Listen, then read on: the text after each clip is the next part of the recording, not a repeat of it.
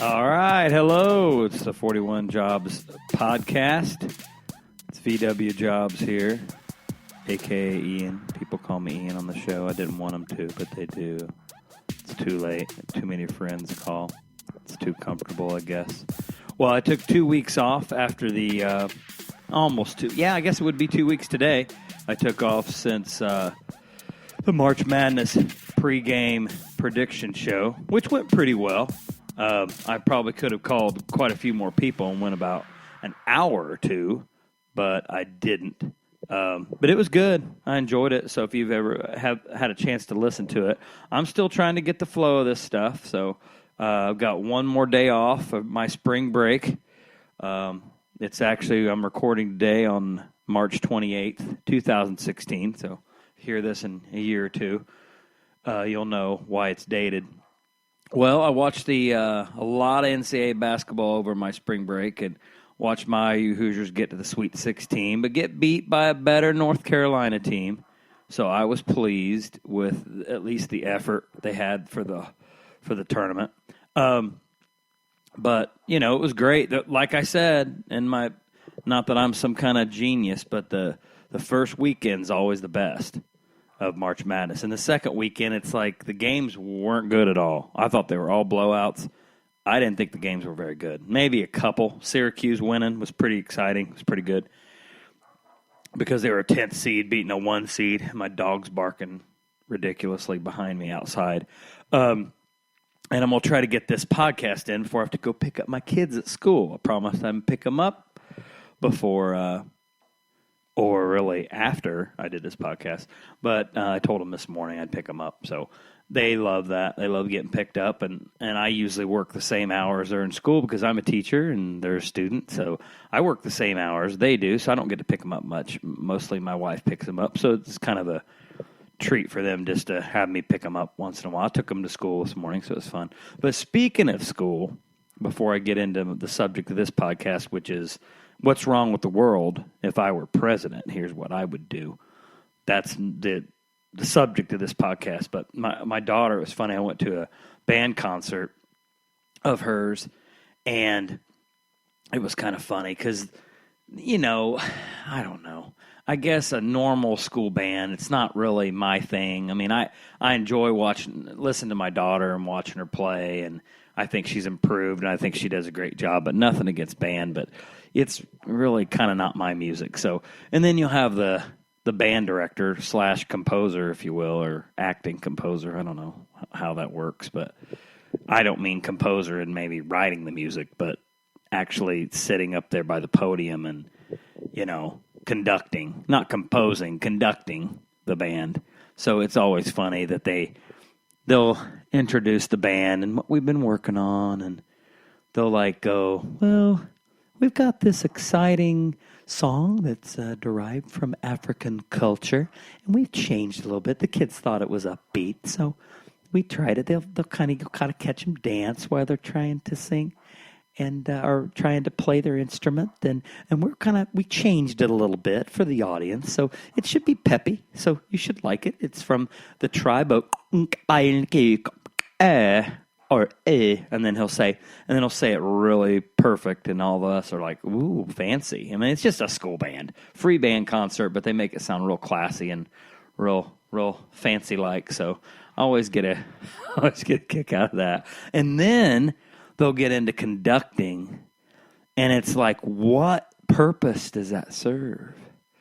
What purpose does their conducting serve? Because you're like seeing there, and they get into it big time, and you're like going, it's like, they're so into it. And I asked my daughter, I said, when he points at you, is he actually pointing at you to start? And she goes, yeah. I mean, some of it serves a purpose. I mean, he doesn't want us to really follow the music. He wants us to follow him because we should already know the music. But the music's in front of them. They really don't need him, I don't think, if they've been practicing and they know. But, I mean, he looks like he's really into it. Again, all sweaty, and her band director's just really into it and excited. I'm glad he gets into it, but it's just funny because band's not really my thing. And if I guess I was in band one year, but I just didn't really enjoy it. My band director was a jerk. God rest his soul. I think he's passed away now, but I didn't particularly appreciate him. Nor did our frequent caller AJ that calls in. Him and I were in school together, and we bowed out a band about the same time. But I mean, it's a good band's nice to listen to. It's just not something you're going to dial up on the. Most people are going to dial up on the radio. I got to listen to this, concerto. I like classical music, but school bands, they do what they got to do. But this podcast is what I think is what's wrong with the world and what I would do to fix it if I was president. And considering it's presidential election time and all these crazy candidates are trying to win the election, which is just silly, the stuff that's been going on. That one, Trump did something with, showed a unflattering picture of Cruz's wife or something. It's just a mess. I don't really pay attention to it. I hate it. I mean, I know a little bit about the candidates, but I don't think any of them are good. And I'm not saying I'm any better. And I wouldn't run for president. There's no way. But here's what I would do if I was president. Okay. This is my weird opinion, and it's meant to be funny, but it's slightly serious because these are things I really do believe in. If I was president, I would stop Arabs from buying out convenience stores. People go, oh, they're all owned, but no, they're not. There's Americans that still own convenience stores, but I know a lot of them are Arabic or Indian or Palestinian or Pakistanian or Afghanistanian. Am I saying that right? I don't know. But the reason why they can get those convenience stores is because our government signed this stupid law, signed this bill into law that I think it's the NAFTA, the Free Trade Organization thing. I think it was Clinton's administration. I like Clinton, but I really didn't understand what this was, and I really don't like it now. But the Free Trade Organization allows for and I'm not a government expert, but it allows foreign business owners, they can come over here, this particular situation where they own convenience stores. This is what was explained to me by a convenience store owner who is American, thank God. He told me that the government, our government, gives these people 2 years tax-free or tax abatement freedom for 2 years while they own these things. And what they do is they just go back overseas and then trade off with another family member, and they run it for 2 years. And they just switch hands and keep having tax-free situations. Well, that's why they're buying convenience stores over here. Why wouldn't you? It's not hard to run them and have your whole family run them. Like the convenience stores around here, there's very few Americans that get hired at them. That's just my non-scientific statistical survey here, but I don't go to them if I can help it.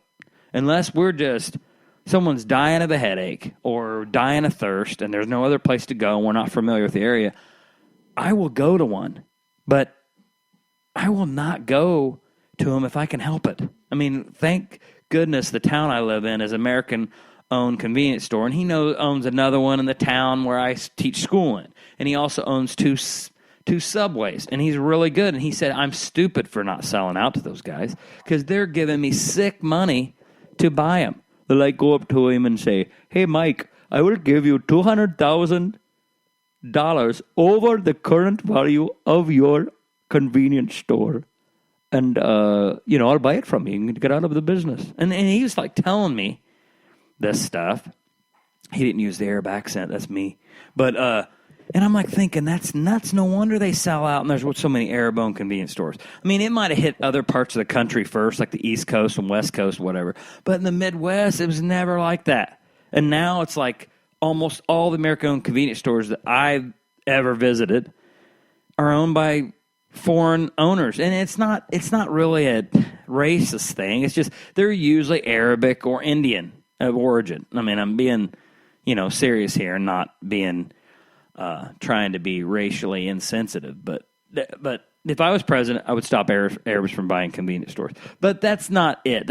I would just stop, allowing foreign business people to come over here and have things, an advantage over Americans, which I think is silly. And no companies can move their business to another country or they will face a trade embargo. I just don't think we need to move those companies. We've lost so many jobs in this area to, greedy business owners and CEOs and owners sending their business over, either to Mexico or overseas so they can pay the people less to do that. And people go, well, we asked, the real conservative people in the United States go, well, those people shouldn't earn that much money doing that job. I don't care if they do. We need good jobs around here to keep our business here, keep people from selling drugs, keep people from doing crime. We need good jobs that pay well so people can do the right thing and work. And no more immigration. And you're going to think I'm Trump, but you'll get to the liberal left wing Ian here in a minute, or VW Jobs. Sorry, I said my name.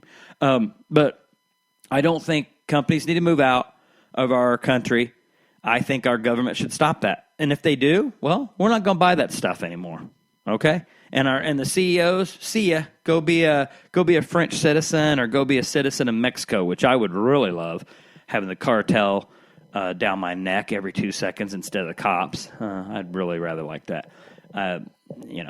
And like I said, with no more immigration, I think we have enough people here. I love all the people here. I love all the different races and ethnicities that live here. I think it keeps from terrorist acts.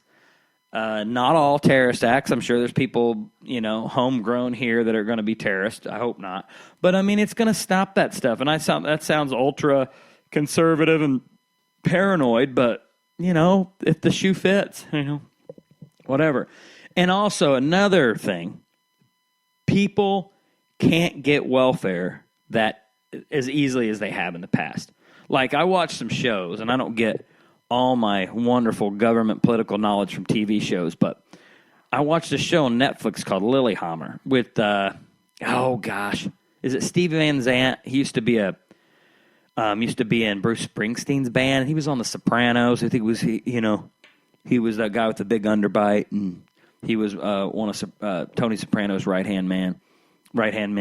And he's in Lilyhammer, and he's a witness protection gangster from the United States that moves to, I think it's Norway, okay? And he goes to Lilyhammer because he just sees it in the brochure or remembers it was in the Olympics in, the 80s or 90s when they had the Winter Olympics. Well, they just show a little bit about the culture. And I don't know how accurate this is, but the culture, it's a very socialistic country. And there's people who, and people here go, well, socialist people, it's basically public welfare or whatever. Well, not necessarily. In Norway, they make people go to classes. They make you stand in line, and they make you get a trade, and they want to, they have social services to get people back in the job market who don't have jobs. And it's not great paying jobs because it's a socialist country, and the taxes are huge. They're very high because they have to pay for the doctors, and they have cheap medical care, and they have great social services such as women who have babies can, take 6 months off work. I know France does that. And that's the neat thing about socialism. And, the bad thing about it is that people don't make a lot of money, but if you're taken care of and all your goods and services are taken care of, that's great. The medical care, people say, that's not so good. Seemed like it was pretty good in the show I watched. And that's just a TV show. I understand that. But it looked like, to me, people had to do training to get jobs. And I just think we need to do a better job here because we've got, my county is one of the poorest counties in the state of Indiana. And people turn to drug dealing and turn to welfare and not work because, well, I'm not going to make $10 an hour at this one place and work my butt off when I can make more off the government. Who would? Who would do that? I don't blame them. I'm lucky because I'm educated. And I've got a teaching degree, and I've got another degree. I used to be a radio disc jockey. I have two or three college degrees. I've been very lucky. I'm paying those loans back, but I was lucky. I had the cultural. I was in my mom and dad basically were college grads, and they encouraged my sister and I to go to college. And that's just a cultural class thing that helps. But some people aren't fortunate with that, and they're not educated or they don't know the routes to succeed. And with a $10 an hour job, it's hard to make it. So why wouldn't you be in welfare? So I think our government needs to make it easier